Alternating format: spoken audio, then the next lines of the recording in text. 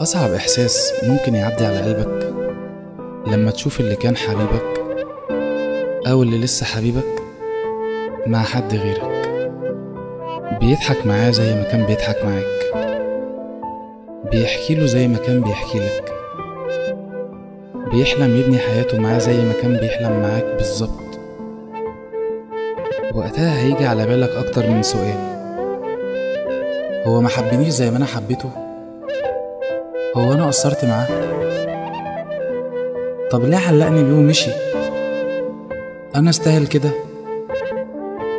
وفجأة تفوق على صوت بيقولك: ما تتعبش نفسك، اللي باع خلاص باع ومش هيرجع. العيب فيه هو، مش فيك انت. بتغيب وانت اللي على بالي، وان كنت مش غالي يبقى مفيش غالي. تسيب يا حبيبي جوايا أشواقي وهوايا، وتروح لناس تانيين.